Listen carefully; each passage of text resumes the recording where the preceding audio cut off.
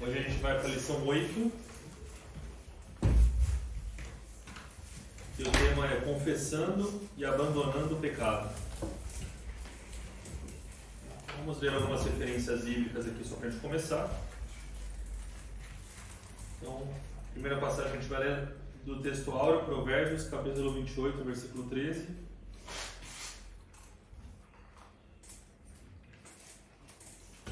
Provérbios 28, 13, está lá: o que encobre as suas transgressões nunca prosperará, mas o que confessa e deixa alcançará misericórdia. Então, o tema da lição é confessando e abandonando o pecado. Então, o objetivo dessa lição não é mergulhar, entender o que é pecado, quais os tipos de pecado. A gente não está entrando nessa área. A martologia vai explicar isso. Acho que tem outras para entender exatamente o pecado. O que a gente vai tentar se ater hoje é na questão de confessar. Por que é importante confessar, que tipo de confissão que a gente tem que fazer, o que significa confessar, as consequências de não confessar, porque muitas vezes o que acontece, a gente acha que pecado é que nem crime ainda, se caduca, né? Já faz tanto tempo, então acho que não tem mais problema, não preciso mais falar nada. Então a gente vai discutir um pouco sobre o que acontece com a gente quando o pecado ele não é confessado. E por fim a gente vai mostrar também como que a confissão, o que ela gera, quando na verdade acontece a confissão, o que a confissão gera. Depois a gente fala de abandonar o pecado. E aí eu adicionei aqui um ponto para a nossa reflexão no final, que eu quero trazer para os irmãos também, é confessar o pecado. Sentir o arrependimento, confessar o pecado. Acho que quase todo mundo passa por isso. Quando a gente faz alguma coisa errada, chega agora que, putz, isso aqui estava errado. Talvez não em todos os pecados, mas na maioria dos pecados, quando você está seguindo a presença de Deus, o Espírito ele te constrange. Mas a pergunta é, por que a gente confessa, mas a gente não abandona? E aí eu quero trazer um pensamento, uma reflexão aqui com os irmãos, para a gente tentar talvez descobrir junto. Não só o porquê a gente não abandona, mas como que a gente pode identificar esses pecados e começar a abandonar. Amém? Então, segunda referência, Salmos. Vamos ler do capítulo 51, vamos ler os versículos 1 até o 12, a leitura bíblica aqui na classe mesmo. Davi escreve assim: tem misericórdia de mim, ó Deus, segundo a tua benignidade. Apaga as minhas transgressões, segundo a multidão das tuas misericórdias. Lava-me completamente da minha iniquidade e purifica-me do meu pecado. Porque eu conheço as minhas transgressões e o meu pecado está sempre diante de mim. Contra ti somente pequei, e fiz aos teus olhos é mal, para que sejas justificado quando falares e burro quando julgares. Eis que em iniquidade fui formado, e em pecado me concebeu minha mãe. Eis que amo na verdade no íntimo, e no oculto me fazes conhecer a sabedoria. Purifica-me com o esopo, e ficarei puro. Lava-me, e ficarei mais alvo do que a neve. Faz-me ouvir júbilo e alegria, para que gozem os ossos que tu quebraste. Esconde a tua face dos meus pecados e apaga todas as minhas iniquidades. Cria em mim, ó Deus, um coração puro e renova em mim um coração reto. Um espírito reto. Não me lances fora da tua presença e não retires de mim o teu Espírito Santo. Torna a dar-me a alegria da tua salvação e sustém-me com um espírito voluntário. O capítulo vai até o versículo 19, mas essa passagem, esse Salmo 51, todos os irmãos devem saber, isso é quando o profeta Natan chega até Davi e fala assim, todo mundo conhece a história, né? Fala assim, olha rei, fiquei sabendo de uma história aqui, né? Tinha um pastor, tinha só uma ovelhinha, era queridinha dele e tudo mais, e aí veio um que era rico, cheio de ovelha, ficou com fome, foi lá e matou a única ovelhinha desse pastor. Tem que matar esse homem. Ele fala, você esse homem, pastor. E o interessante é isso, que e aí depois que passa pelo quebrantamento, a confissão e arrependimento, Davi escreve esse salmo. É interessante porque no versículo 4 ele fala, contra ti somente pequei. Acho que talvez Urias e Batseba talvez pensariam um pouco diferente. Mas ele entendeu, e acho que esse é o primeiro ponto que eu gostaria que todos nós entendêssemos hoje, todo pecado é um pecado contra Deus. Todos. Mas eu não fiz nada, eu só fui, fiz uma coisa errada aqui que talvez está afetando só um irmão, ou está só afetando a mim mesmo. Todo pecado é um pecado contra Deus. E esse versículo 51:4 ele é importante por causa disso. Quando a gente estiver, através da lição, quando a gente estiver conversando, nós vamos entender e talvez isso, eu quero que essa verdade possa ser consolidada no nosso coração, que no momento que você entende que mesmo o pecado que você faz com você mesmo é um pecado contra Deus, começa a revelar outras coisas da nossa fé. Somos mesmo tementes a Deus? Temos o temor de Deus? Então, esse é o tipo de coisa que o pecado acaba nos indicando e revelando, certo? 1 João, capítulo 1, vamos ler os versículos 8, 9 e 10. Versículo 8. Se dissermos que não temos pecado, enganamo-nos a nós mesmos e não há verdade em nós. Se confessarmos os nossos pecados, Ele é fiel e justo para nos perdoar os pecados e nos purificar de toda a injustiça. Se dissermos que não pecamos, fazemos-lo mentiroso e a sua palavra não está em nós. Então, para a gente começar, todo mundo pecou, todo mundo é pecador, não tem como a gente chegar aqui e falar assim, não, talvez vocês são pecadores, nossa, sério, tá um nível de santidade falta, não é verdade. Qualquer pessoa que, na verdade, ela diz que não tem pecado ou que não pecou, tem escrito aí, é mentiroso. Você está dizendo que, na verdade, a pessoa que ela acredita que ela consegue ser justa apenas com as suas próprias ações, ela acha que ela é capaz de ser justa sem a intervenção de Deus, a Bíblia fala, é aquele que é justo ou reto aos seus próprios olhos. Quando a palavra diz isso é o seguinte, se não for a graça, se não for a intervenção de Deus, sim, nós somos pecadores e vamos pagar o salário, a penalização completa do pecado, não tem alternativa. Quando a gente lê sobre isso, eu falo que eu lembro muito sobre o livro de Jó. Quando você vai lendo o livro de Jó, desde o começo, né, quando Deus fala de Jó, ele é um homem justo, reto, não tem engano, é um testemunho de Deus sobre Jó. Isso quer dizer que Jó não faz nada de errado? Será que Jó não tinha nenhum pecado? Jó acreditava nisso. Tanto que ele falava assim, me põe aí na presença de Deus, porque eu vou falar, eu quero ver se ele tem como me acusar. E imagine, Jó falando isso. Mas ele tinha tanta certeza que ele não fez nada de errado, que ele falou assim, pode me colocar lá, que se Deus aparecer aqui não vai acontecer nada. E aí é interessante que antes de Deus, né, falar com ele no final do livro, quando Eliú, que era o mais novo, começa a falar, fala o seguinte, olha, Jó, você está esquecendo quem é você e quem é Deus. Não existe um sequer que pode falar que é justo perante Deus. Mesmo que você viva a sua vida da forma mais correta, mesmo que você seja um santo na perspectiva do mundo, perante Deus existe pecado. Porque se não houvesse pecado, Cristo não precisava ter nenhum. E se Cristo veio, então essa discussão não existe mais. Se Cristo veio é porque precisava. Ele não veio porque falou assim, não vou fazer isso porque eu não, estou fazendo nada esse fim de semana, eu vou descer lá e morrer. Não precisasse, todo mundo lá consegue ser santo sozinho, não é? Então é importante a gente ter essa percepção logo no começo. Que o pecado, ou ser pecador, como diz, o pecado que está em nós, ele faz parte da nossa natureza. Nós pecamos. E isso é uma coisa que a gente tem que ter claro. E se nós pecamos, nós precisamos de perdão. E se precisamos de perdão, nós temos que confessar o pecado. E confessar o pecado e abandonar. Essa é a base da lição de hoje. Bom, quando a gente fala de confissão, você fala assim, tá bom, então vamos falar de confissão. Por que confissão? O que exatamente é confissão? O que significa isso? Acho que assim, na Igreja Católica tem o costume de fazer a confissão dos pecados, né? A pessoa vai lá, né, dependendo do período, dependendo do quanto pecado a pessoa fez, que aí a pessoa tem a própria regra, né? Esse é o ponto que acontece. A pessoa fala assim, não, acho que esse ano eu não pequei muito, tudo bem. E aí acontece. E de novo alguém pode me corrigir se eu estiver falando errado, mas dos amigos meus, de conhecidos meus são católicos, você vai lá e você conversa com o padre ouve o seu pecado e fala assim, para esse pecado você tem que, essa é a sua não é punição, mas é o que você tem que fazer. Você tem que fazer essa reza, tem que fazer alguma coisa e isso vai te dar uma absolvição. Não é que está comprando o perdão, mas é para mostrar a sua contrição, você faz isso, certo? Obviamente que quando você coloca esse tipo de regra, você acaba gerando uma coisa transacional. Então você fala o seguinte, eu percebi aqui que um adultério é 15 Ave Marias, então eu já vou me preparar para estar perto disso. Claro que não precisa ser extremo, mas às vezes eu menti, eu me enganei, eu, soneguei imposto. Sabe? Você começa a pensar e você começa a falar, isso eu faço tanto e está pago. Então essa é a terminação do quê? O pecado sou eu. Eu sou eu que consigo fazer, com o meu próprio esforço, eu consigo limpar a minha conta e fico limpo de novo.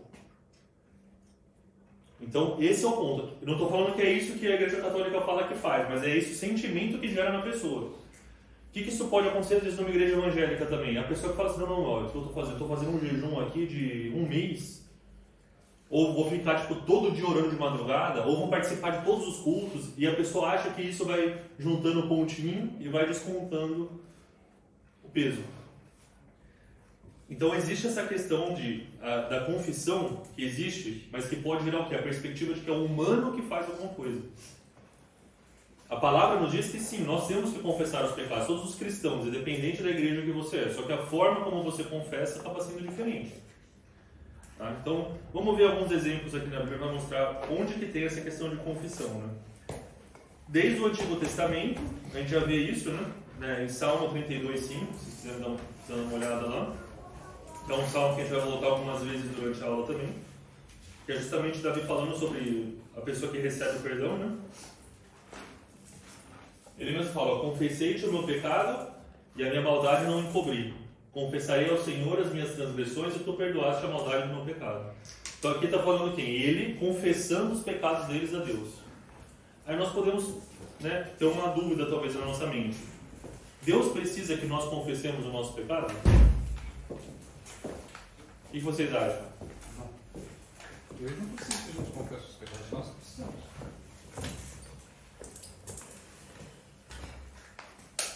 Bom, nós que precisamos. Mas a gente precisa falar, confessar.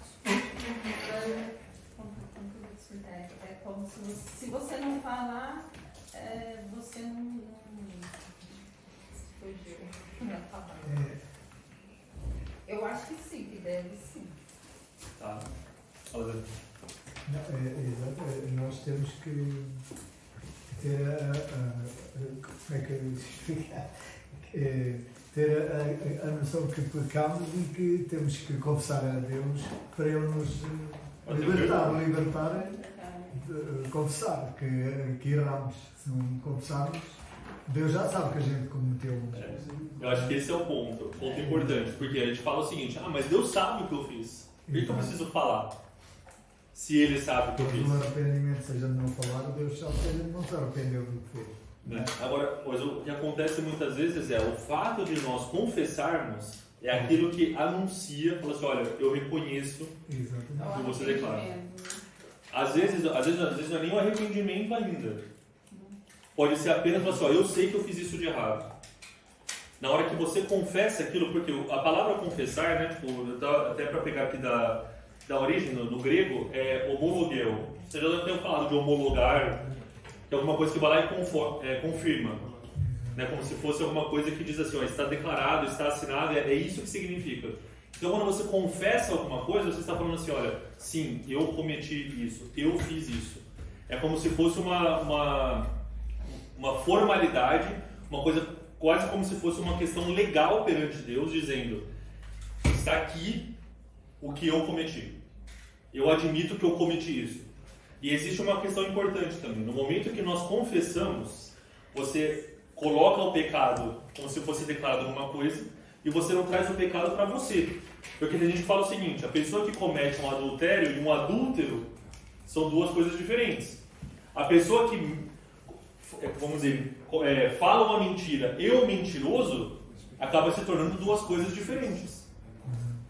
Enquanto você não consegue confessar e perante Deus você começa a mostrar que olha, o pecado está aqui, esse pecado não faz parte de mim, não é parte da minha natureza, eu posso ser alguém que fala uma mentira, mas eu não sou mais um mentiroso. Então começa a ter essa separação. Isso anula a nossa responsabilidade, anula o nosso, como posso dizer, o nosso papel no pecado? Não. Mas não começa a bater na sua natureza. Porque nós temos que lembrar que a nossa natureza, quando nós aceitamos a Cristo, é a natureza que começa a ser transformada e formar o caráter de Cristo em nós. Então, cada vez que nós aprendemos mais, seguimos mais a Cristo, esses comportamentos começam a sumir. Mas eu tive uma recaída e acabei fazendo. Por quê? Porque às vezes a nossa natureza está brigando. Não, mas esse cara aqui, o maior mentiroso, conheci ele uns 10 anos atrás, não falava 10 palavras, 11 era mentira.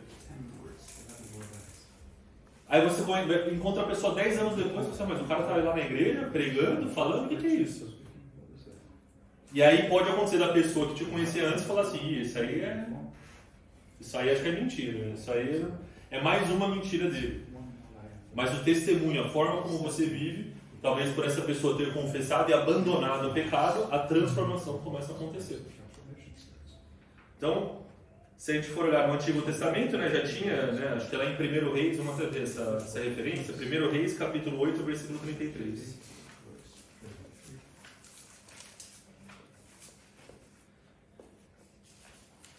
1 Reis 8, 33. Quando Salomão está ali orando e falando com o povo. Quando o teu povo de Israel foi ferido diante do inimigo por ter pecado contra ti, se converterem a ti, confessarem o teu nome, orarem e suplicarem a ti nesta casa. Então, e aí continuando, por quê? Porque ele já está falando para o povo, né? Continua depois, né? Ouve tu nos céus, no versículo 34, perdoa o pecado do teu povo e faz-o voltar à terra que deste a seus pais. Ou seja, quando Salomão, isso aí, ou seja, teve o rei Davi, o rei Salomão, quando ele estava levantando o templo e orando pelo povo, ele já começou a mencionar aqui dizendo, olha, quando o povo pecar, não é se, quando o povo pecar, e eles confessarem o pecado ao Senhor, os perdoa e traga-os de volta para a terra. Então a confissão não é algo que é novo. Ah, não, apareceu só depois quando Jesus veio. Não, a confissão de pecado a Deus fazia parte do processo de purificação. Quando a gente olha, que eu falei, né, que no grego é homologeu, né, que significa concordar, confessar, é chancelar. Então, a gente pode ver isso, acontece muitas vezes no Novo Testamento. Vamos ver umas referências aqui para a gente perceber onde que isso está escrito. Ó. Romanos 10, versículos 9 e 10. Romanos 10, 9 e 10.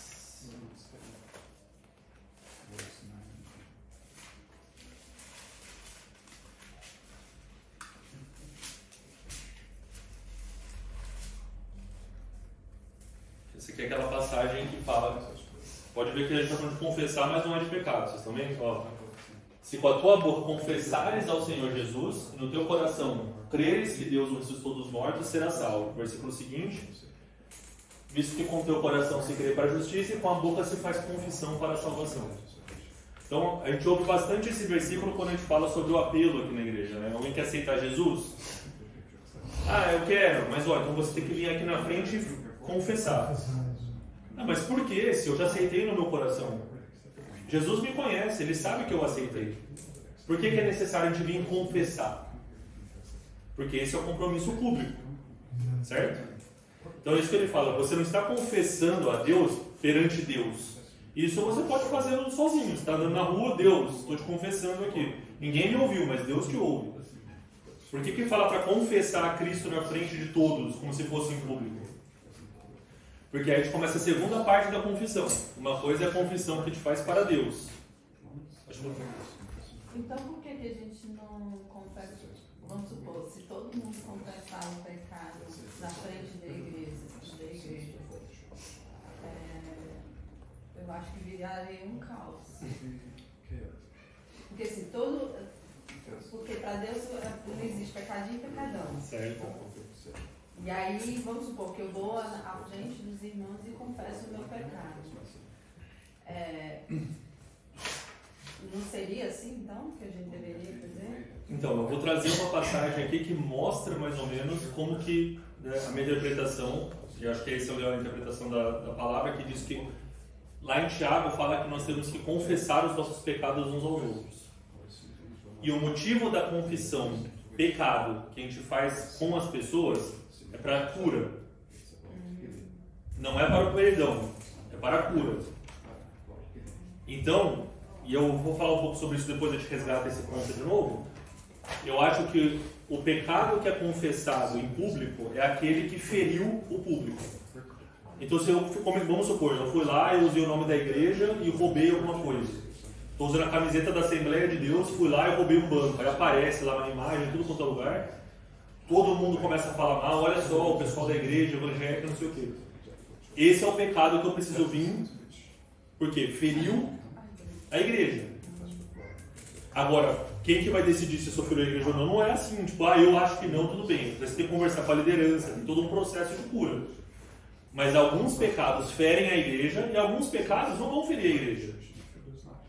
Se o seu pecado feriu alguém, que ele, de certa forma, de novo, pela liderança da igreja e tudo mais, percebe que não está gerando feridas para a igreja, nossa, a igreja nem sabia que isso estava acontecendo. Resolveu, curou, a confissão é feita ali naquele momento. Confissão que é feita com as pessoas também tem a questão da confiança. Talvez aqui alguém que já esteve na igreja há muito tempo já deve ter ouvido falar o caso de alguém que chega e fala assim, confiei em tal pessoa, foi lá e abriu o coração, falou sobre um pecado que precisava de ajuda, e a pessoa foi lá e espalhou para todo mundo. Porque eu vejo assim que às vezes o Satanás ele te prende naquele segredo teu e você fica perturbado com isso. Se você não fala para o teu companheiro, teu companheiro, tua companheira, o Satanás ele manipula aquilo na tua cabeça. Ele vai te manipulando, e aquilo vem uma bola de neve, por mais que você confessa para Deus. Mas às vezes você precisa falar para aquela pessoa. Você tem que pegar uma pessoa de confiança, que seja muito de confiança, para você falar. E ele fica manipulando muito a cabeça das pessoas. É isso. Tem um livro que chama O Lugar Mais Seguro da Terra. É de um pastor chamado Larry Crabb. E o que ele fala é que a igreja deveria ser o lugar mais seguro da Terra. Que é o lugar que você pode chegar e falar, olha, eu errei, eu pisei, tropecei.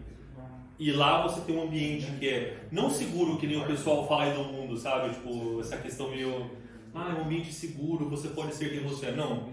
É um ambiente em que as pessoas vão te olhar com os olhos de Cristo. Se eu errei, se eu tropecei, e Cristo morreu por você, eu não posso virar e falar assim, essa pessoa aí acho que não tem jeito. Então esse ponto que a irmã Elisa já trouxe é muito importante, é justamente o que a gente vai falar. Um dos pontos, quando a gente não confessa o pecado, é justamente isso.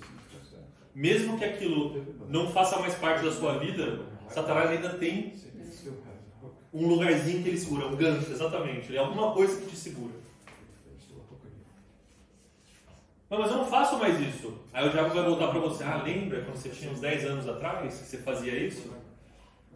Se o pessoal descobrir, você acha que o pessoal vai continuar te achando sendo essa pessoa boa? E aí o que acontece? Quando a gente não confessa e não mostra, fala assim, isso aqui foi algo que Deus me libertou, mesmo que aquilo não faça mais parte da sua vida, mesmo que aquilo não é mais alguma coisa que faz parte da sua natureza, nem que você cometa mais esse pecado, Satanás ainda tem um lugar que ele pode falar. Hoje você está bem. Mas, se der uma coisa errada aqui e ali, você vai cair de novo. E aí o que acontece? Porque o objetivo de Satanás, muitas vezes, não é nos fazer pecar. É só nos paralisar. Se nós ficarmos paralisados, para Satanás ele ganhou já. Então, ou seja, o diabo ele ganha se você peca, se você não faz nada, e se você deixa de fazer o certo. Então, assim, esse é o ponto da seriedade. Por que a gente não pode tratar o pecado como se fosse uma coisa corriqueira, normal? Porque, para Satanás, esse é o ponto que ele tem para nos deixar mortos. Vamos ver mais uma passagem lá na Bíblia. Mateus 7:23.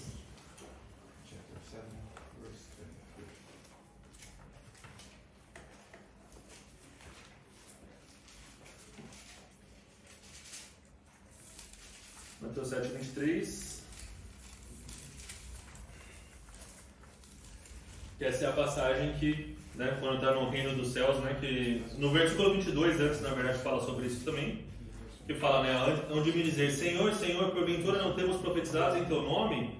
Expelimos demônios, fizemos milagres? E aí ele fala assim, nunca vos conheci, eu não te conheço.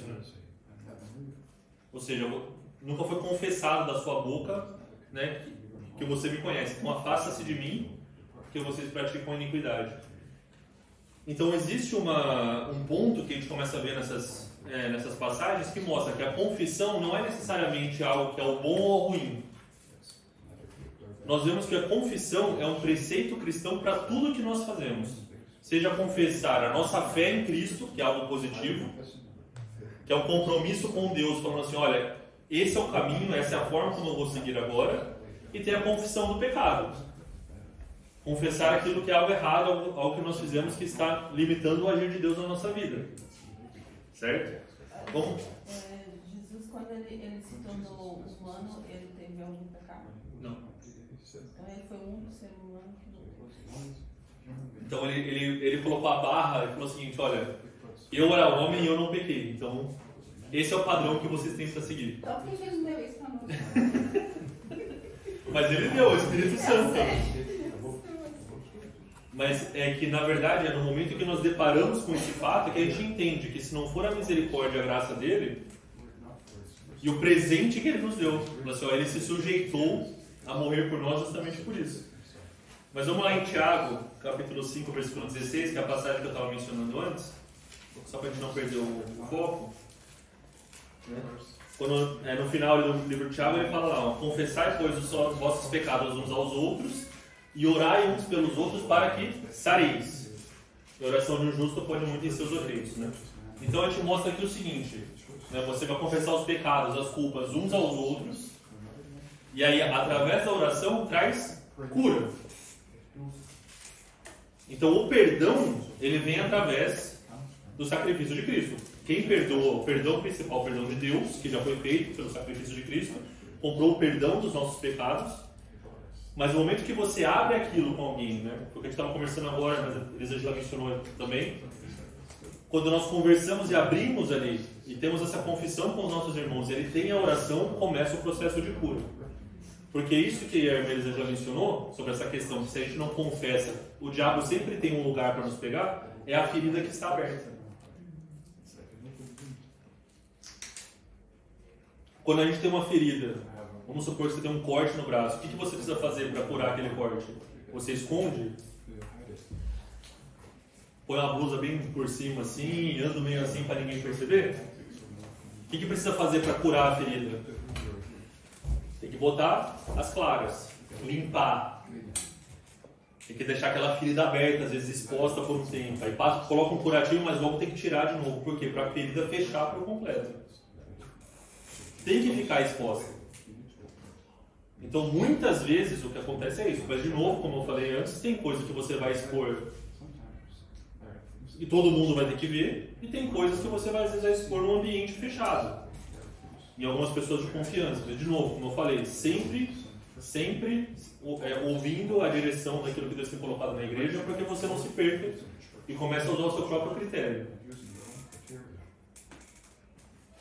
Sei lá, eu quebrei meu dedo do pé uma vez. Eu acho que eu não preciso do médico.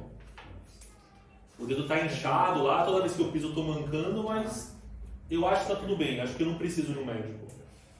Não é o meu critério que tem que fazer isso.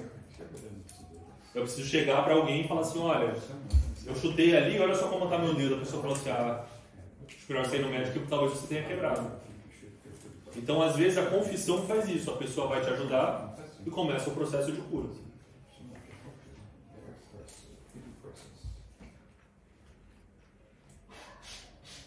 Vamos mudar para Mateus 3,6, outro versículo, para a gente ver isso. João Batista.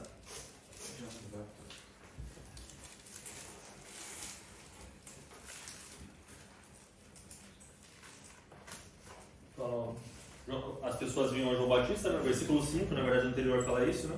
Saíam a ter com ele Jerusalém, toda a Judéia, ou seja, todo mundo vinha, né? Província adjacente ao Jordão. Eram por ele batizados no Rio Jordão, confessando os seus pecados. E esse era o chamado de João Batista. Arrependei-vos, né? Ele já começava a falar, vocês têm que, confessar para você ter um processo de cura dos seus pecados. Então, o que a gente percebe é isso, de novo, só para reforçar esse ponto, para a gente não ficar muito claro, confissão faz parte da vida do cristão. Seja a confissão da nossa fé, que é o nosso compromisso público de quem nós somos, que nós temos um dono, que é Jesus Cristo, que é Ele que vive. Essa é a confissão da nossa fé e, ao mesmo tempo, também temos a confissão dos nossos pecados. Confessar faz parte da vida do cristão. E entra justamente na questão de que não há nada que pode ficar no oculto. Porque se está no oculto, se está escondido, pode ser um lugar que Satanás pode operar. Se você não confessa a sua fé publicamente, Satanás pode fazer a mesma coisa também. Não confesso a minha fé publicamente. Satanás fala assim: tem certeza que você aceitou Jesus? Você tem certeza da sua salvação? Será que se Jesus voltar hoje você vai para o céu? E a pessoa às vezes pode ficar nessa batalha. Satanás percebe, como não tem essa confissão pública, é um lugar que Satanás pode trabalhar. E o que acontece com essa pessoa?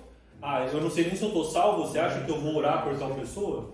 Eu não sei nem se eu estou salvo, você acha que eu vou participar de tal coisa da igreja? E aí volta naquilo que eu falei, a pessoa paralisa.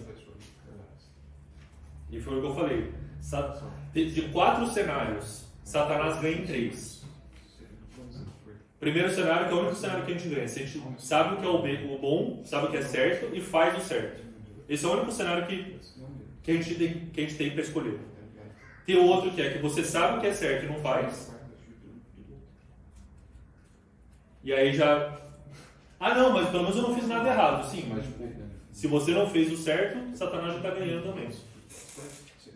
O outro é o que você sabe o que é certo e o que é errado. Você paralisa, não faz nem o certo nem o errado. E o último é o que faz tudo errado. Você faz e fala e tudo mais. Satanás ganha desses cenários. O único cenário que a verdade vence é quando a verdade ela é declarada e feita. Até aí tudo bem? Perguntas? Um comentário? Então vamos lá, vamos ver algumas passagens sobre confissão bíblica de pecado, né?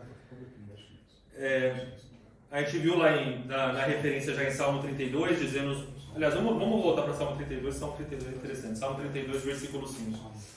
Salmo 32, versículo 5, de novo Davi, né?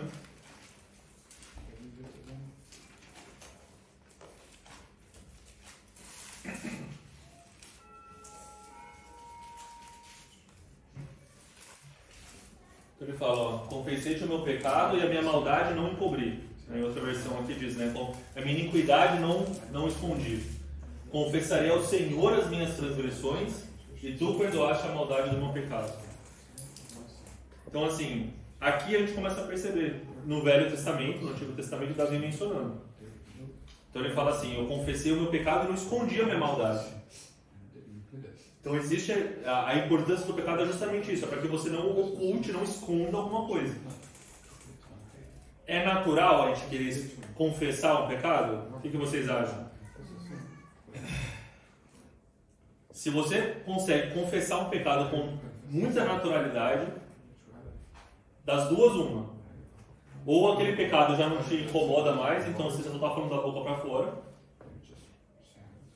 Ou talvez tenha alguma coisa a mais nesse pecado que você está guardando. Assim, olha, vou confessar só um pedacinho aqui, que é o pedaço que eu fico confortável em falar.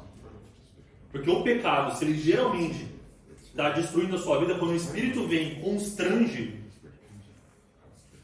o único cenário que você fala de um pecado com tranquilidade é quando isso já ficou no seu passado. Vocês já devem ter ouvido falar, muitas pessoas que estão, pessoas de ministério e tudo mais, que estão pregando e às vezes mencionam no passado, na minha vida anterior eu roubava banco, eu usava droga. A pessoa fala assim, e você vê que a pessoa não fala com saudade, nem com vergonha. Fala assim, olha, isso daí ó, ficou lá no passado, era do velho homem, não faz mais parte de mim. Ele não carrega mais a culpa daquilo.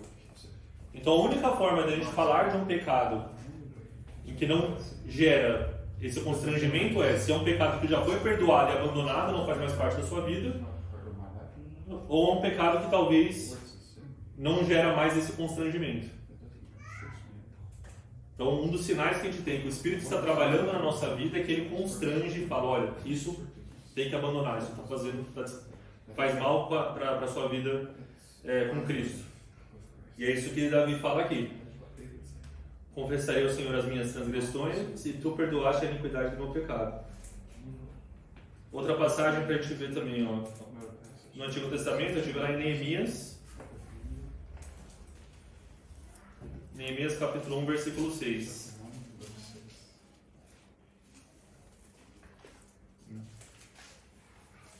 Isso aqui é Neemias orando por Jerusalém.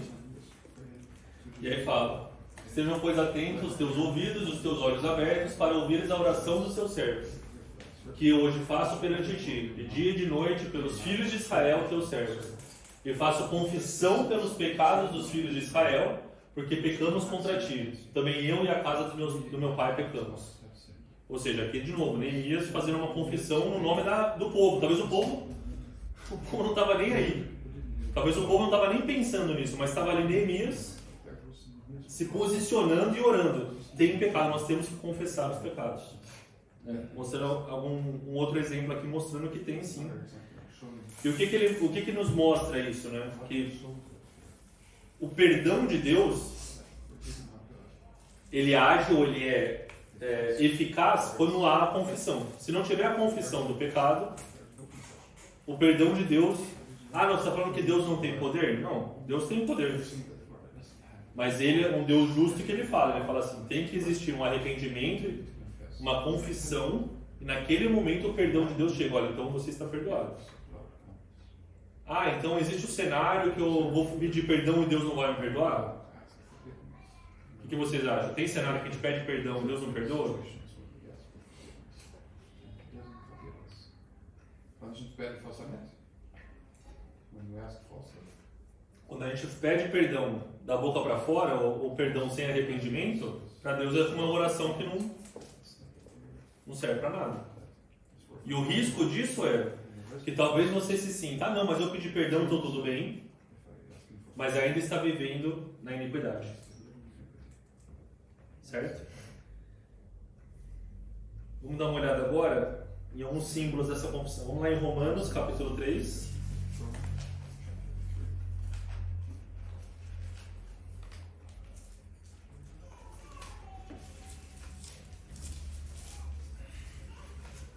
Versículos 10 a 12.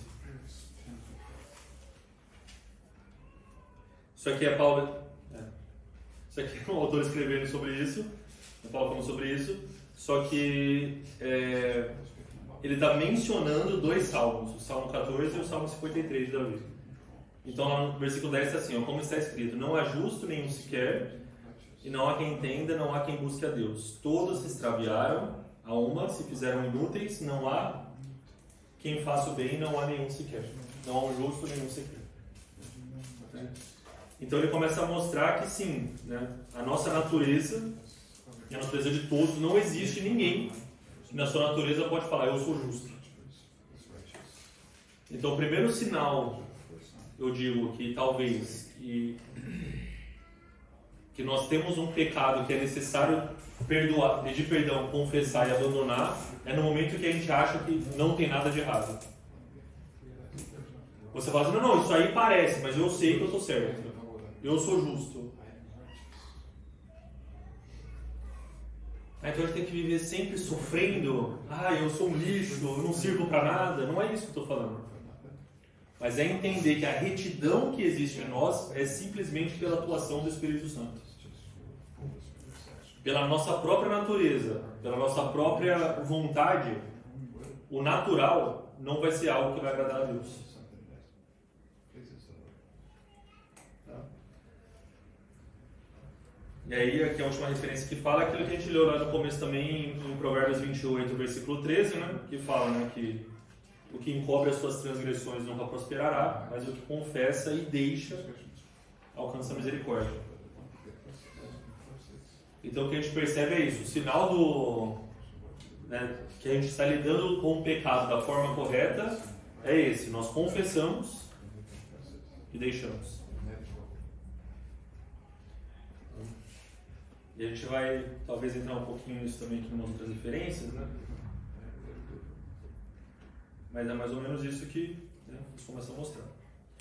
Então nós já discutimos sobre a confissão. O que é a confissão, a importância da confissão, o que isso significa, e aí a gente falou um pouco sobre a questão e os pecados que a gente não confessa, né? Aquilo que que fica em oculto, né?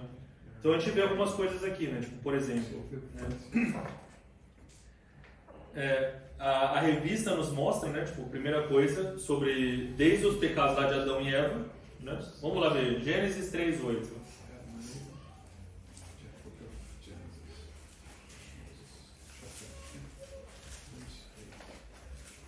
E ouviram a voz do Senhor Deus que passeava no jardim pela viração do dia.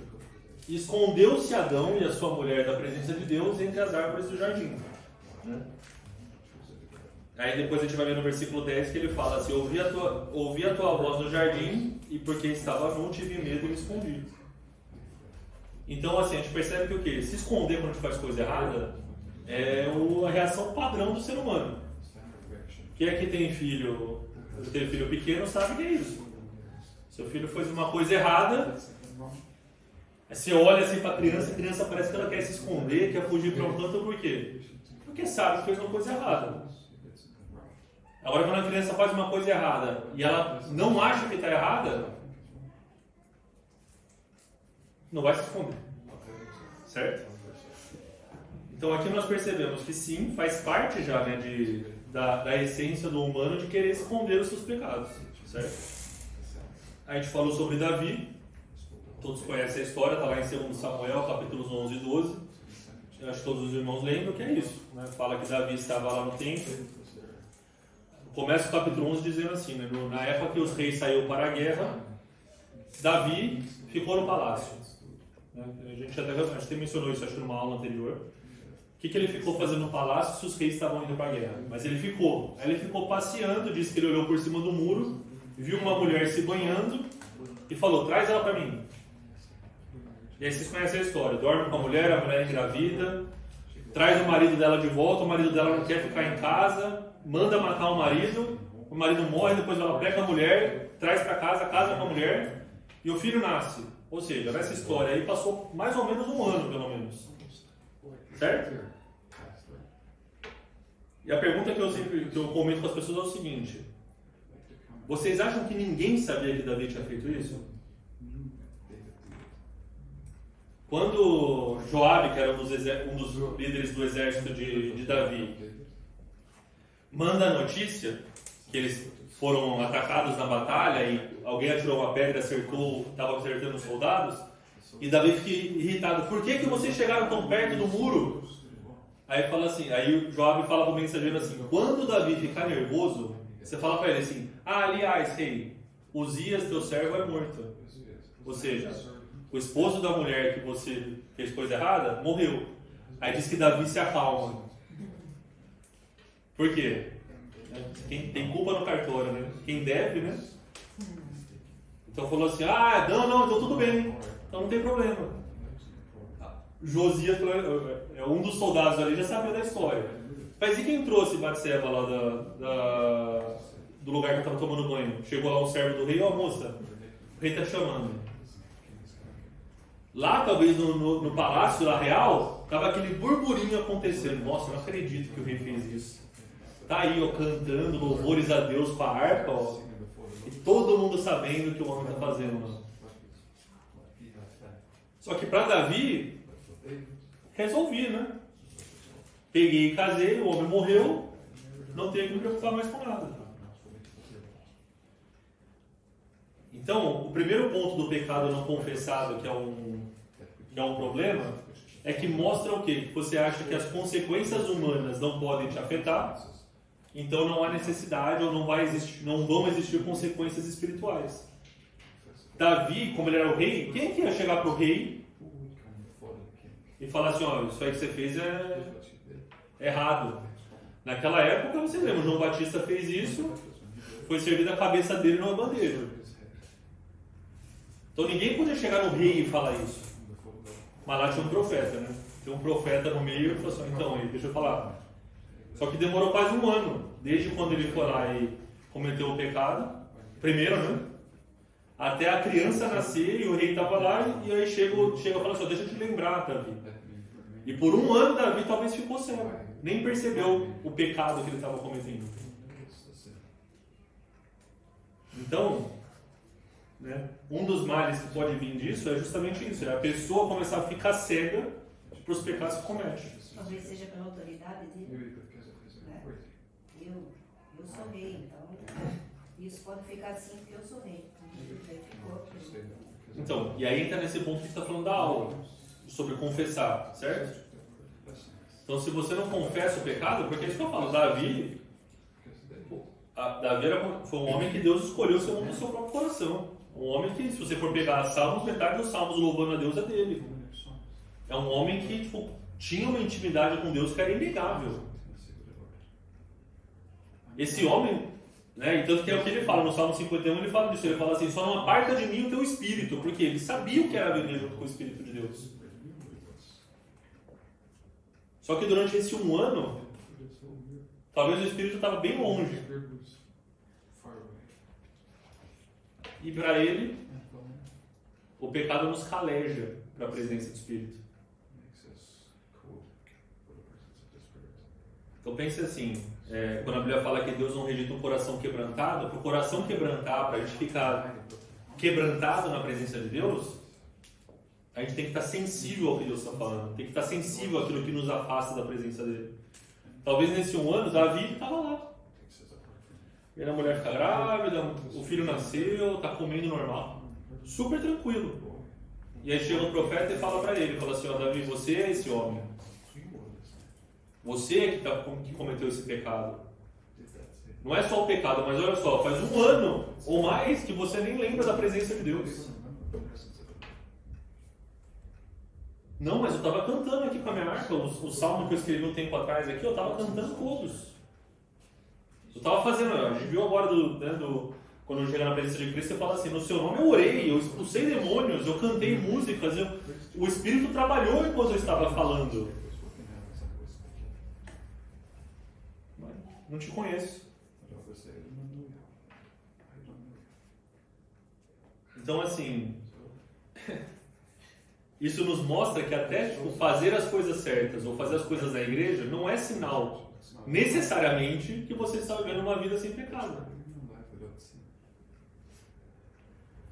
Se a gente for voltar na história da igreja moderna, quando eu digo moderna agora mesmo, no século XX, eu conheci essa história depois do fato, né? Tipo, minha mãe se mencionava muito de um pastor que chamava Jimmy Swaggart,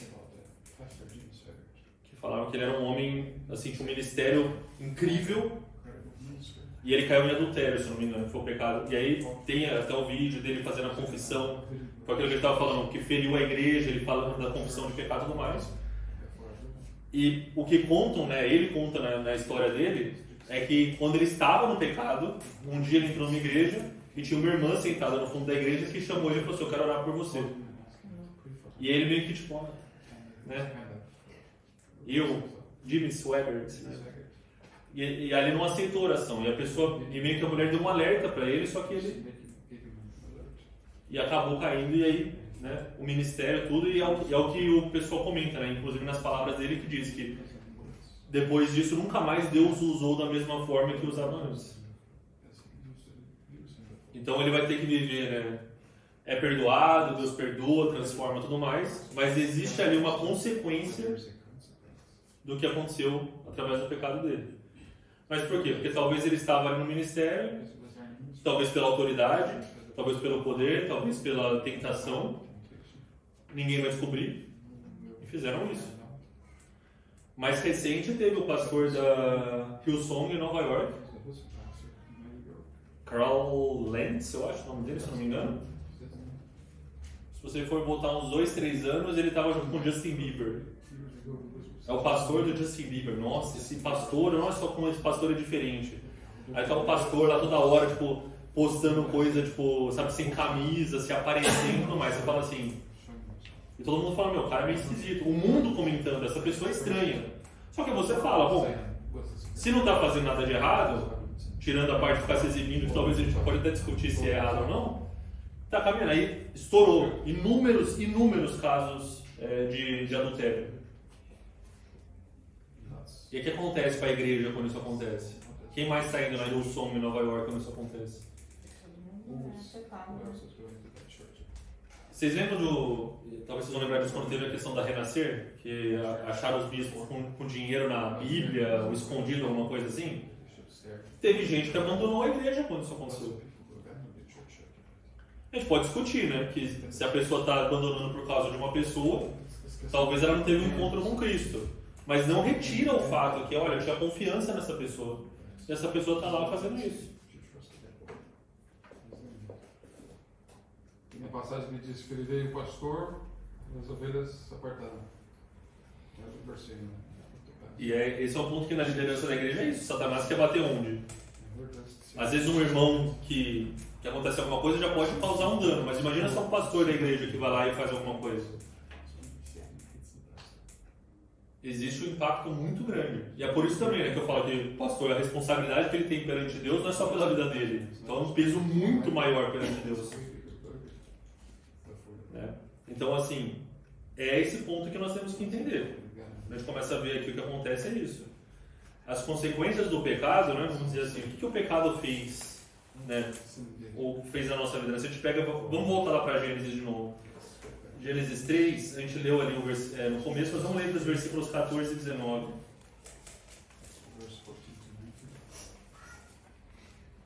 Então, teve pecado, eu falo assim, disse o Senhor a Deus a serpente, por quando fizeste isso, maldita será mais do que toda besta, e mais do que todos os animais do campo, sobre o teu ventre andarás e pó comerás todos os dias da tua vida. Coloquei inimizade entre ti e a mulher, entre a tua semente e a sua semente, e esta te ferirá a cabeça, e tu lhe ferirás o calcanhar. Está falando sobre Cristo, né? Eventualmente, a descendência da mulher viria Cristo, que feriria a cabeça, e diz que ferirá o calcanhar como se fosse a ferida da crucificação. Mas continua. E a mulher disse: multiplicarei grandemente a tua dor e a tua conceição, com dor terás filhos, e o teu desejo será para o teu marido, e ele te dominará. E Adão disse: porquanto destes ouvidos a voz da tua mulher, e comeste da árvore do que te ordenei, dizendo: não comerás dela, maldita é a terra por causa de ti, com dor comerás delas todos os dias da tua vida. Espinhos e carnes também te produzirá, comerás da árvore do campo, e no suor do teu rosto comerás o teu pão até que te tornes a terra. Porque dela foste tomado, porque és pós e pó te tornarás. Então existe uma condenação, né, que na verdade isso é reforçado lá em Romanos 5, no versículos 12 a 14, só para a gente estar no mesmo assunto. Romanos 5, do versículos 12 até o 14. Então Paulo, mencionando essa história de Adão, ele fala assim: porque por um homem entrou o pecado no mundo, pelo pecado a morte, assim a morte passou a todos os homens. Ou seja, através do pecado de Adão, a morte ela passou, ou seja, se tornou algo que faz parte de todos os homens, e é por isso que todos pecaram, certo? Aí no versículo seguinte: porque até a lei estava o pecado no mundo, mas o pecado não é imputado não havendo lei. E aí no versículo seguinte: a morte reinou desde Adão até Moisés, até sobre aqueles que não pecaram, a semelhança da transgressão de Adão, o qual é a figura daquele que havia de vir. E aí, né, se a gente for seguindo aí depois, começa a falar também sobre que através de Cristo, né, ou seja, a morte entrou por um, a vida entrou, que é o chamado segundo Adão, né, como se fosse Cristo fazendo e restaurando a vida. Então, por que eu estou falando disso? A importância de mostrar que, reforçar, e a gente vê isso em Gênesis, vê isso em Romanos, que a natureza e o pecado faz parte, né, da nossa vida, não tem como fugir disso, não tem como fazer. Quando a gente volta para Davi, né, a gente falou agora da história de Davi um pouco, mas vamos ver uma passagem aqui que é em Salmos 32 de novo. Eu quero ler os primeiros 5 versículos do Salmo 32. Só para a gente reforçar. Ó.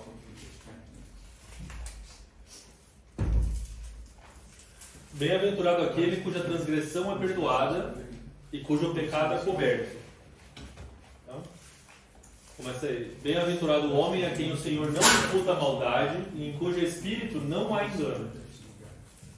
Enquanto eu me calei, envelheceram os meus ossos pelo meu bramido em todo o dia. Porque de dia e de noite a tua mão, Deus, pesava sobre mim. E o meu humor se tornou em sequidão de estio. Confessei-te os meus pecados, a maldade não me cobri. Confessarei ao Senhor as minhas transgressões, e tu perdoaste a maldade do meu pecado. Então o que acontece? Uma das coisas que acontece quando nós ocultamos o pecado é isso que nós vimos agora no versículo 2, certo? Versículo 3, perdão. Versículo 3. Não, é no 4, que fala que a sua mão pesava sobre mim. Então uma das coisas que acontece quando está ocultando o pecado, a gente falou agora do pastor Jimmy Swaggart, por exemplo. Não era só o fato que ele estava vivendo com pecado e parecia que tinha o medo de alguém descobrir, a preocupação de alguém saber, mas a mão de Deus já estava pesando sobre ele. Então o que acontece muitas vezes, um dos assuntos que a gente percebe aqui é isso. O que Davi, imagina Davi, vamos falar de novo. Davi, uma das pessoas mais prolíficas em louvor. Quantos salmos ele escreveu? O homem era um exemplo de batalha, de vitória. O homem era alguém que caminhava com Deus. Nesse momento que ele escreve isso, o vigor dele, principalmente o vigor espiritual, estava morrendo. Então, mesmo a pessoa mais usada por Deus, mesmo a pessoa mais próxima de Deus, quando ela oculta o pecado e vive de uma forma tentando esconder as transgressões, começa a perder a vida.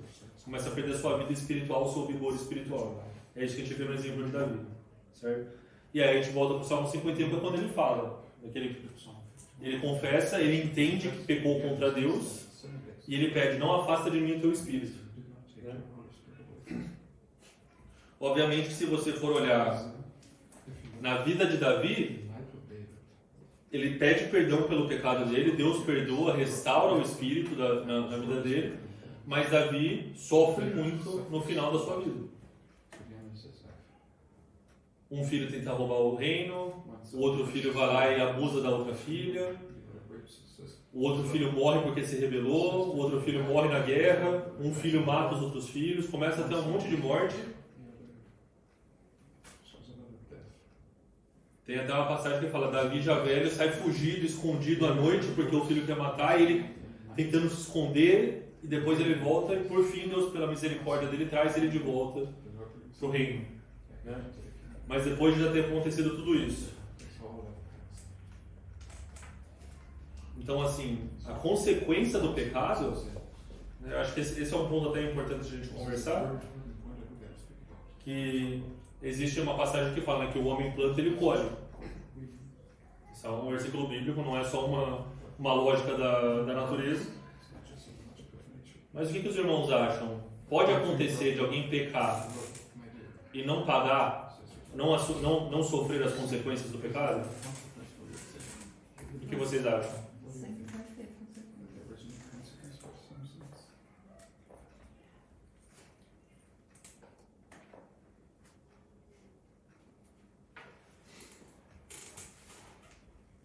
Em algum grau sempre há consequência. Sempre há uma consequência, independente da situação.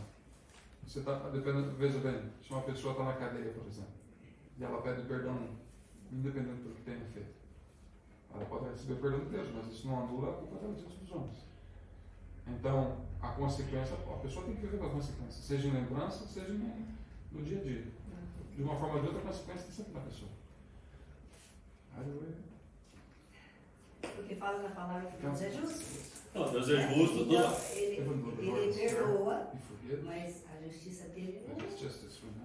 Eu só quero deixar um ponto para os irmãos pensarem, que o critério de justiça é o critério de Deus, não é nosso. Porque se for nosso critério, talvez você fale assim, esse daí no meu livro não tem perdão. Porque a gente fala, eu falo isso, a gente comenta de pecados que a gente vê sempre, fala de adultério, fala de alguma coisa, mas o pessoal comenta, e o cara que, sei lá, abusou de uma criança? Pediu perdão, a pessoa foi liberta, e aí?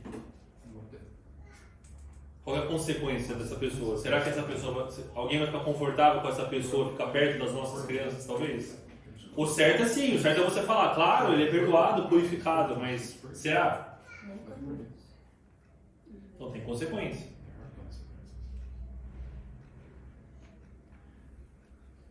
Sei porque as pessoas não vão confiar mais nele. Ele vai chegar perto dele. Eu sempre comento de Paulo, que a gente vê vê Paulo, a gente vê, né, de novo, metade do Novo Testamento. Ninguém aqui vai negar quem foi Paulo, certo? Alguém vai falar que Paulo não? Paulo acho que não foi usado por Deus. Mas será que naquela igreja, naquela época, era unanimidade? Todo mundo falava assim, Paulo, esse cara é bom? O que vocês acham? Quando o Paulo entrava na igreja, fechava a porta, né? O cara já ficava com o pé fora da igreja.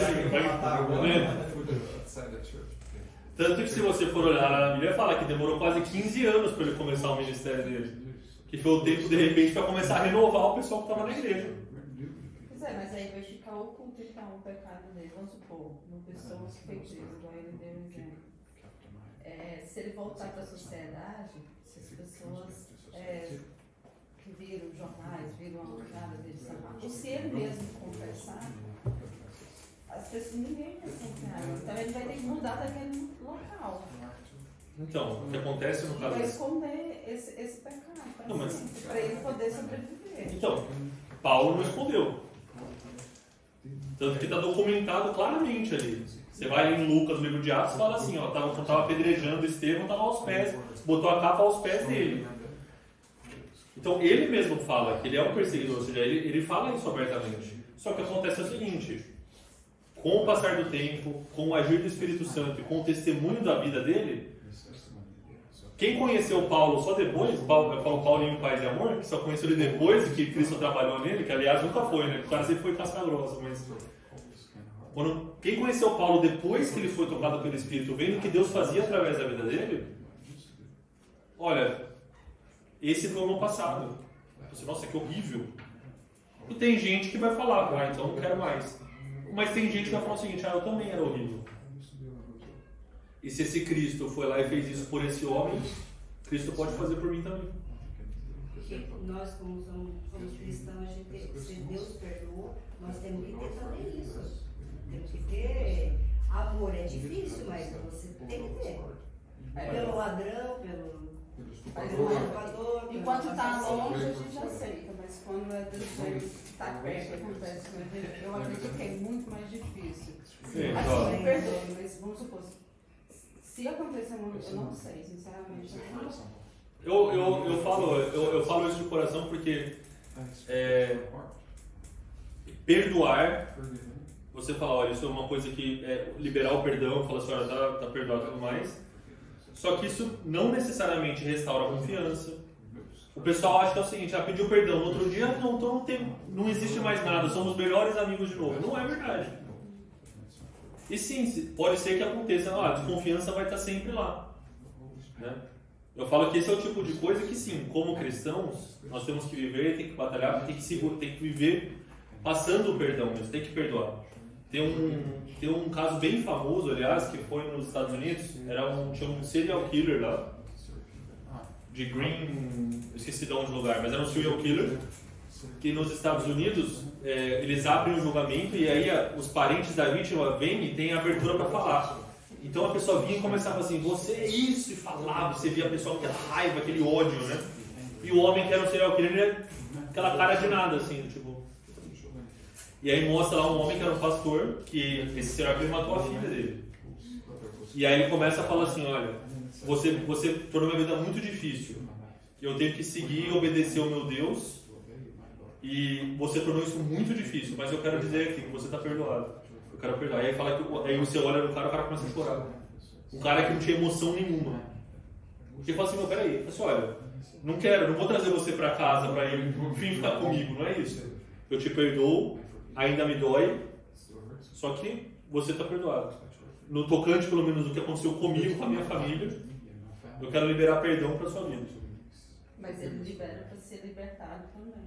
Eu acredito que as pessoas que têm esse tipo assim, elas têm que se libertar, porque se ela não se libertar, a vida dela também vem no inferno. Não só da pessoa que fez o fato, como a que foi vítima. É que na verdade, assim, se a gente for ler o Pai Nosso fala assim, perdoa as nossas ofensas, nossas dívidas, assim como perdoamos os que têm nos ofendido. Então você põe uma condição. Me perdoa, Deus, porque eu tenho perdoado. Só que aí não está escrito assim, perdoa as ofensas contra mim, aí tem um asterisco falando assim, exceto pecados A, B, C e D. Não tem. Então sim, mas é essa a questão. Mas a pessoa que libera perdão só para ficar livre também é perigoso. Porque essa é a questão, o perdão tem que ser sincero. O que acontece em adicionado do perdão é outra coisa. Eu não vou aqui falar que tem uma regra. Não tem, gente, não tem. Tem perdão de Deus que pega e perdoa a pessoa e a pessoa vai lá e resgata e está disposta a fazer. Eu tive muito caso de adultério no casamento. Que a pessoa vai lá e fala assim, não, vamos tentar de novo. E aí, sabe, essa geralmente é o direcionamento que a gente fala na igreja. O casamento tem que ser para sempre. Se acontecer isso, tem que... E sim, tem casos que você vê que Deus restaura o casamento. Restaura e muda e transforma. Mas para isso acontecer tem que ter um agente de Deus. Para a pessoa confiar de novo. A mulher traiu o marido. Para o marido confiar na mulher de novo.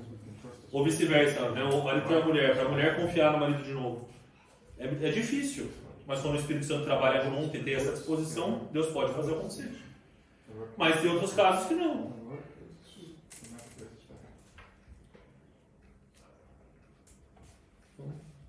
Mas isso não muda o fato que tem que perdoar, tem que pedir perdão, tem que confessar os pecados e abandonar. Então, vamos usar de novo esse exemplo. Vamos supor, o homem vai lá e trai a esposa. Aí chega lá para a mulher e fala assim, olha, me perdoa, eu te traí e tudo mais, isso aqui tal. Foi com a tal pessoa e explica como é que foi a situação. Tá bom, o que você vai fazer agora? Ah, eu vou continuar vivendo igual. Estou seguindo aqui a pessoa no Instagram, curtindo todas as fotos dela mesmo assim. Continuo trocando mensagem com a pessoa, mas não estou fazendo mais nada. Então você está confessando, mas não está deixando, né? Eu sei que é um exemplo ridículo, né? Mas o que acontece muitas vezes é, você não faria isso nesse caso de traição, mas em outros pecados às vezes a gente faz. Ah não, olha, isso aqui está me distraindo muito de Deus. E não deixa aquele negócio te distraindo, pecado. Né? A gente fala que um dos males do século XXI, principalmente dentro das igrejas, é a pornografia. Fizeram um estudo nos Estados Unidos, na primeira década, e mais de 40% de pastores consumiam pornografia. Não é membros. Por quê? Ah, mas melhor fazer isso do que cometer adultério.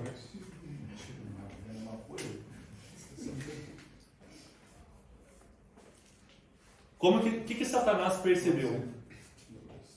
Quando um pastor desse, que não faz o Jimmy Swaggart, comete um adultério e grita, tem um impacto no momento, mas aquilo também começa a gerar um processo de cura em outros lugares. Outros pastores que talvez estiveram no mesmo pecado ou perto de cometer o mesmo pecado, começam a corrigir e outros ministérios são restaurados. Então o que Satanás faz?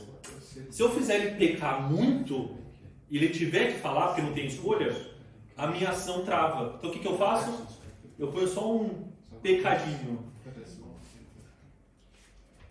Não, mas pastor, você não está traindo sua esposa, você só está vendo pornografia, não tem problema. Não, mas você não está roubando. Só está recebendo só um dinheirinho, uma contribuição a mais. Só um adendo aqui nessa questão da pornografia, que tem uma pornografia que é você abrir um site pornô, qualquer revista do tipo, e a outra é você ver um filme que não tem pornografia, mas ele é erotizado, e você vê um jogo que é erotizado, e você vê uma música que... Você nem vê a música nem o clipe, mas na batida da música você sente que tem erotismo na letra da música. Você não está te puxando para o lado do mal, não sei o que é isso. E aí entra nessa questão, o confessar e deixar, muitas vezes, é isso. Vamos supor, se você pega uma pessoa que tem um vício no cigarro, por exemplo, uma pessoa que era uma pessoa que fuma, e aí ela vai e abandona o vício do cigarro, está seguindo a Cristo, aquela pessoa, se ela está em certos ambientes, dá vontade de fumar. Vamos supor, ela vai num jogo de futebol, e quando ela está num jogo de futebol, a lembrança é o que? Que eu bebia uma cerveja e fumava um cigarro. E aí automaticamente, quando ela entra, então ir no jogo de futebol é pecado? Não. Mas aquela pessoa entende que se eu me colocar naquela situação, pode me levar a pecar. Então aquela pessoa ela escolhe o seguinte, para que eu não me coloque numa situação que me leve ao pecado, eu não vou lá. Assistir filmes é pecado? Normalmente não. Tem gente que está assistindo um filme, mesmo que tenha alguma coisa, talvez não deveria nem estar assistindo, né? É outra questão. Mas às vezes você está assistindo um filme e tem uma cena lá que não precisava ter. A pessoa seminua, fazendo alguma coisa. Tem gente que vai olhar aquilo, passa, fecha o olho, né? Tipo, dá uma olhada pro canto da tela e não acontece nada. Já deveria ser um sinal, mas vamos deixar pra lá. Mas tem pessoa que vai olhar aquilo e a cabeça já vai começar a pensar em outras coisas. Então assistir filme é pecado? Não. Mas se para aquela pessoa ela entende que aquilo vai direcionar ela para o pecado, você não deixa simplesmente as práticas do pecado, você deixa as práticas que te levam à prática do pecado. A própria aparência do mal. Então, né, quando a Bíblia é muito clara, que fala assim, ó, se o seu olho te faz pecar, arranca o seu olho, joga fora. É melhor entrar no céu caolho, com um olho só, do que com os 2 olhos ir para o inferno. Se a sua mão está pecando, arranca a sua mão fora. É melhor você ir para o céu com uma mão do que com as 2 mãos e bater no palmo para o inferno. Não está escrito essa parte, por isso. Então a gente lê essa passagem, nossa, que, né? E aí, é isso que eu falo. O que é? Que às vezes você fala assim, isso aqui nem é pecado, mas está te fazendo pecado. Tem que ter essa capacidade de poder separar e tirar isso. Né? Tem que ter essa separação, né? De ter essa capacidade. Né? E aí na última parte que a gente menciona, né, sobre a gente entrar, eu quero ler com os irmãos lá em 2 Crônicas 7,14, que é uma passagem super conhecida também.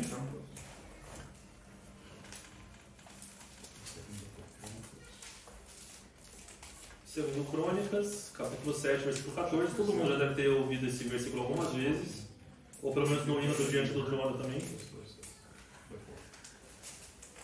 Se o meu povo, se chama pelo meu nome, se humilhar, orar, buscar a minha face e se converter de seus maus caminhos, eu ouvirei dos céus, perdoarei os seus pecados e estarei em sua terra. Então, a gente vê, tem 4 passos que a pessoa faz. Ela se humilha, ela reconhece, fala assim, existe um Deus maior do que eu. Não estou nem falando de perdão ainda. Eu só sei que existe um Deus. Não sei nem se eu estou fazendo errado ou não, mas tem um Deus. Você ora e você busca a face dele. Você começa a buscar a Deus. E aí você começa a deixar os seus caminhos, os maus caminhos. Você começa a abandonar o pecado. A resposta de Deus tem 3 passos também. A primeira coisa, ele te ouve. O segundo, ele te perdoa. E o terceiro, ele te sara.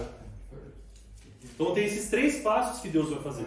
Ele ouve a sua confissão, ele ouve o que você está falando, ele entende o que você está falando, tipo, essa pessoa está arrependida, está mudando o seu estilo de vida, perdoa os seus pecados e aí começa o processo de sarar. E aí volta naquele versículo em Tiago 5 que a gente mencionou, que você confessa uns aos outros e ora uns pelos outros para que haja cura.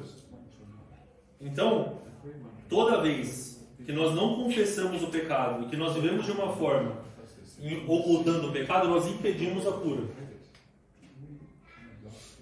Nós impedimos a cura. Eu falei aqui o exemplo da ferida, né? Se eu cortei meu braço aqui, estou escondendo e não deixo a ferida aberta para curar, chega uma hora que aquela ferida vai piorar, posso perder meu braço, um monte de coisa acontecer, porque estou ocultando alguma coisa que não quero, tipo, expor para que seja curado. Certo? Então quando a gente fala assim, você fala assim, mas desse jeito então é muito óbvio, né? Se eu sei que está me fazendo mal, é claro que eu vou querer ser curado. Você acha que eu vou querer viver com uma coisa assim que vai me fazer mal? É assim, gente? O que vocês acham? Aquele que conhece alguém, ou já ouviu falar de uma história de alguém, de uma pessoa que estava sentindo uma dor há muito tempo, não ia para o médico, quando foi para o médico já era uma coisa terrível. Não, abriu e descobriu que era uma coisa terrível. Mas por que você não falou nada? Eu achei que não era nada sério, eu achei que era uma coisa normal. Muitas vezes com o pecado a gente faz a mesma coisa. A gente vê um pecado, não, pecado é matar, pecado é adulterar, pecado é roubar. Então a gente quer fazer o quê? Está esperando chegar até aquele ponto, e quando chegar naquele ponto, aí você fala assim, não, agora sim, aqui eu tenho que abrir o jogo e começar a fazer. começar a pedir perdão e começar a confessar.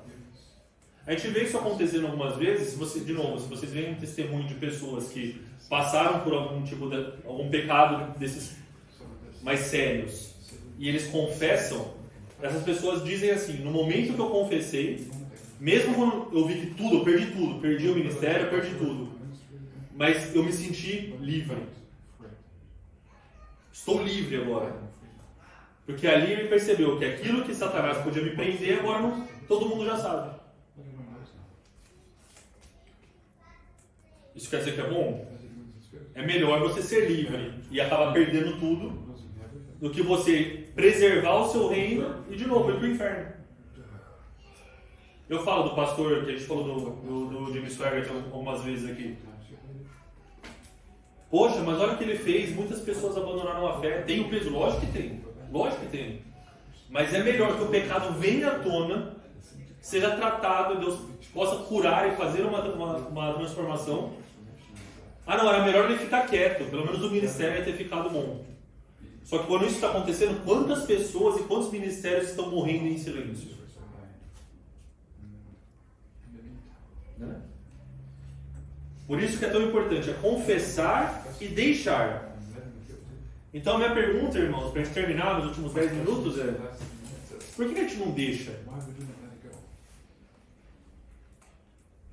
A gente já deixou claro aqui, ó, os pecados, é o que o pessoal comenta, né? Eu uso o exemplo às vezes de drogas. A pessoa que é viciada numa droga, cocaína, heroína, que são essas drogas terríveis, ela oculta o vício e no momento que vem à tona, muitas vezes ela tem que correr para se tratar, para sair. Dificilmente tem um meio termo. Eu sou um usuário casual. É difícil você ver uma pessoa desse jeito. Aí aqui agora, principalmente a gente fala de maconha, essas coisas assim e tudo mais. Só que aí você vai e fala assim, vamos falar de bebida alcoólica. Aberto. Tranquilo.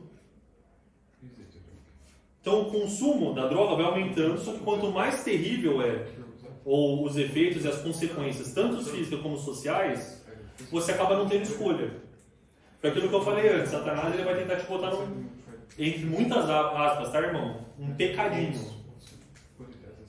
Ah, mas esse daí ó, não faz mal não.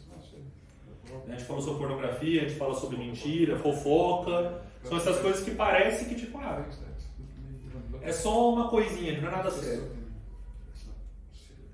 Então por que a gente não deixa?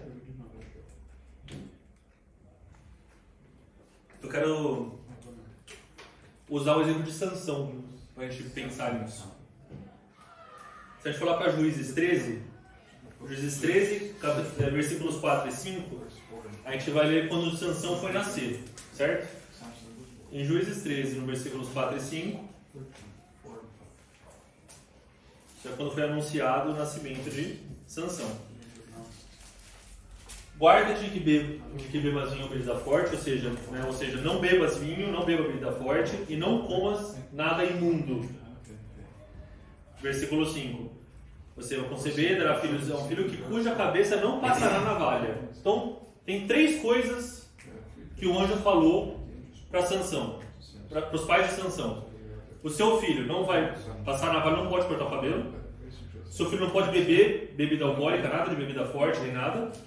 E não pode comer nada imundo. O que era alguma coisa imunda? Era alguma coisa que era ou da lei levítica, era uma lei, era algo que não tinha da Levítico, né? Mas era a lei que fala assim, coisas que eram contra a vontade de Deus ou consagradas a outros reis, e coisas que estavam ligadas à morte.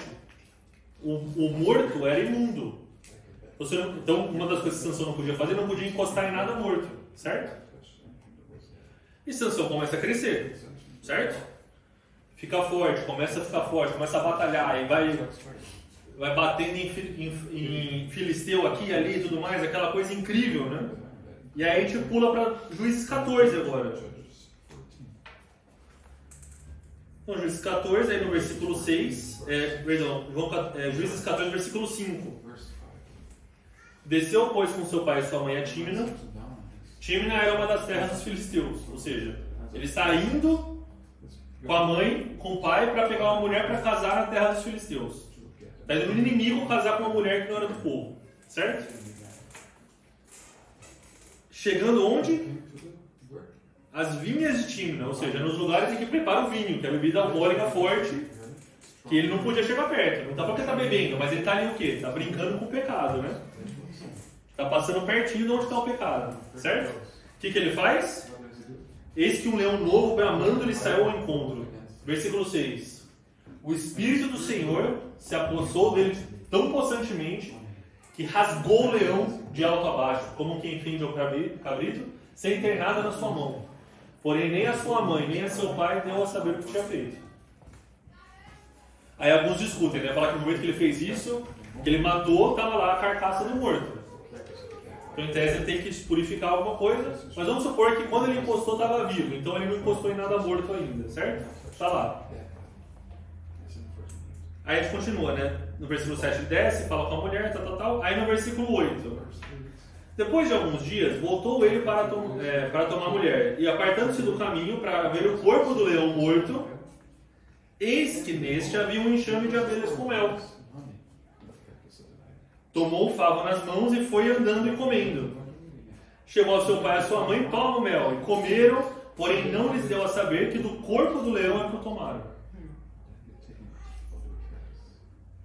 Aí, né, tem um pastor que fala isso, essa passagem fala muito disso. Diz que ele se apartou do caminho, no versículo 8, para ver o corpo do leão. Irmãos, a única forma que a gente volta para o pecado é que a gente está afastando do caminho. Se você voltou a cometer um pecado que você não peca mais, é porque você se afastou do caminho.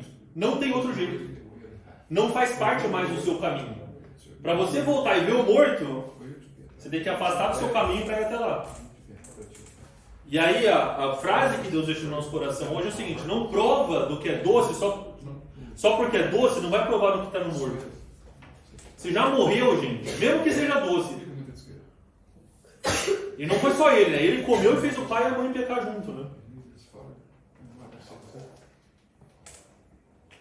Então Sansão vai lá e faz isso. Então, tem muita gente que fala que Sansão ele perde quando Dalila vai lá e corta as tranças do seu cabelo, né? Lá em Juízes 16, 19, que ela, depois de falar, ele deixa, vai lá e corta o cabelo. Ela fala assim, não foi ali, porque ali a gente meio que falou o seguinte, que ele perdeu a força dele. Então a gente atribui o quê? Não. Enquanto ele tem força, ele não está errado. Enquanto ele está sendo usado por Deus, não tem nada de errado. Enquanto não está acontecendo nada de errado, porque depois que ele comeu o mel do leão, que era uma coisa imunda, que em tese acabou, quebrou o acordo, ele botou fogo nos filisteus, ele matou o filisteu, ele fez um monte de coisa ainda positiva de acordo com o papel dele como juiz. Pô, mas ele está fazendo tanta coisa boa, será que ele está em pecado mesmo? Pior ainda, se você perguntasse para Sansão, você não acha que você está em pecado? Você acha que você não está errado? Como assim? Acabei de matar um monte de filisteu aqui, ó. Eu continuo fazendo e acontecendo e está tudo dando certo? Já não casei só com uma, casei com duas filisteias aqui, estou indo lá e casando com as filhas dos outros, ou seja, estou fazendo tudo errado, mas Deus continua me usando, então eu não estou errado, não posso estar errado. E aí, quando a Dalila corta o cabelo dele, ou seja, aí é o segundo problema, né? A Bíblia não nos conta que ele tomou bebida, né? Isso aí a Bíblia não nos mostra, né? Mas naquele momento em que ele estava lá, né? Cortou o cabelo no final de Juízes 16, ele perde a força, o pessoal amarra a Sansão, primeira coisa que fazem com ele, fura o olho dele, deixa ele cego. E acho que ali foi a primeira vez que Sansão, com o olho cego, foi que ele conseguiu ver de fato o que estava acontecendo. Porque até ali, ele achava que tinha tudo, mas ele precisou ficar cego para poder ver o que estava acontecendo de verdade. E aí mostra, né, que diz que botaram ele lá no templo e estavam fazendo piada com ele, e reuniu todo mundo. E aí ele fala assim, Deus, só mais uma vez me dá força. E diz que ele abraça ali a coluna, derruba todo o templo, mata mais de 3.000 filisteus. E a Bíblia nos conta que no dia da sua morte, ele matou mais filisteus do que em toda a sua vida. Ou seja, no dia que ele realmente percebeu, eu não estou fazendo isso porque é a minha força, eu estou fazendo isso por causa de Deus. No último esforço dele, ele consegue derrotar o inimigo do povo de Deus. Tudo que Sansão fez na vida inteira dele, infelizmente, irmãos, eu falo isso, é a minha opinião, tá, Luiz? É um dos maiores desperdícios que eu vejo quando leio na Bíblia. É uma vida como Sansão. Que é aquela pessoa que talvez foi criada certinha ali, ó. O anjo apareceu para falar para o pai deles o que tem que fazer. Não uma vez, 2 vezes o anjo apareceu. Falou para a mãe e depois repetiu para o pai ainda. Tinha tudo para dar certo. Só que ele chegou e falou assim, acho que eu sou o cara, né? Sou eu Sansão. Então um dos motivos que eu acho que a gente não deixa o pecado é porque a gente olha para o que está acontecendo ao nosso redor e nos nossos olhos parecem que são coisas boas, então a gente não, mas eu estou fazendo certo, eu estou certo. Ao invés de tentar olhar o que a palavra nos diz. E se não ter também, de novo, por que é importante ter a confissão, o corpo de Cristo, os irmãos juntos? Justamente para nos deixar honestos nesses pontos. Porque às vezes a gente não vai perceber, mas aí Deus vai usar alguém do seu lado, ó. Percebendo que você anda meio assim nessa parte, vamos orar junto nisso? Claro que às vezes Deus vai lá e revela, né? Tipo, claramente está acontecendo, não é muito legal, mas pra gente na hora, mas é importante porque Deus está falando, olha. E pode ter certeza, irmão, se chega ao ponto que Deus vai lá e chega ao extremo, que nem aconteceu com Sansão, de ter que furar os olhos dele, é porque ele fala assim, olha, o inimigo está quase te levando já. Então, irmãos, quando a gente pergunta pra gente por que a gente não deixa os pecados, por que a gente não abandona os pecados que a gente comete, é porque a gente confunde a misericórdia de Deus com complacência. A gente acha que Deus é misericordioso, então tipo, a gente está livre, não vai acontecer nada. Mas quando Jesus fala que a gente tem que cortar a mão fora, arrancar um olho, quando ele é bem visual, bem trágico na forma de explicar como nós temos que lidar com o pecado, é porque ele sabe que é isso que o pecado faz com a gente. Lembra, irmãos, se nós paralisarmos, Satanás já ganhou. Então a importância de confessar é justamente isso. Tire das mãos de Satanás a legalidade de nos segurar. E a minha oração, irmãos, por todos nós, por mim, principalmente por mim, que eu tenho que orar por mim, mas por todos nós aqui, irmãos, é que não precisa chegar ao ponto de Satanás ter que furar os nossos olhos para a gente poder ver o que está acontecendo na nossa vida. Porque se Sansão tivesse ali de repente, se os pais ou alguém de Sansão chegasse e falasse assim, ó, Sansão, você não vai perder o seu poder, mas você está se afastando de Deus. Talvez Sansão tinha tomado um caminho diferente.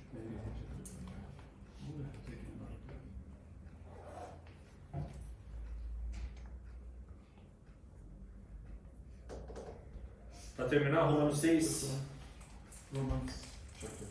versículos 1 e 2.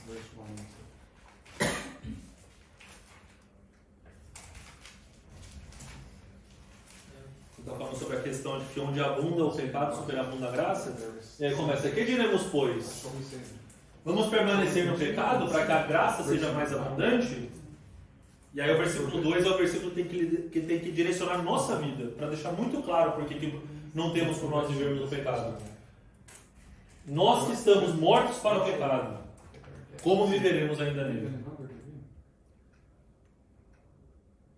Então, irmãos, eu acho que esse é o alerta do Espírito Santo para todos nós, se nós estamos vivendo no pecado, é porque ainda nós não morremos para ele. E aí, se você continuar lendo no versículo 6, está muito claro que se você quiser participar da vida de Cristo, nós temos que participar também pela morte. Nós que fomos unidos a Cristo pela morte, no momento que nós somos batizados e reconhecemos o nosso papel, que é o sepultamento, o sinal do sepultamento, morremos para esse mundo. E como a palavra diz, não vivo mais eu, mas Cristo vive em mim, não tenho mais como viver no pecado. Aqui não está falando pecado, gente. Pode ser que a gente peque, porque a nossa natureza está sendo transformada. Mas viver em pecado é um sinal de que realmente o trabalhar de Deus talvez não foi ainda feito na nossa vida. Perguntas? Comentários? Confissões. Então, irmãos, vamos ver o caso, vamos ler a história de Sansão e que seja um alerta para nós. Que muitas vezes é desse jeito. A gente acha que é quando Dalila cortou o cabelo, mas na verdade tinha sido quando ele estava comendo mel. Ah, mas o mel é tão gostoso. A gente acha que está na navalha, mas na verdade ele está na colmeia. Amém, irmãos?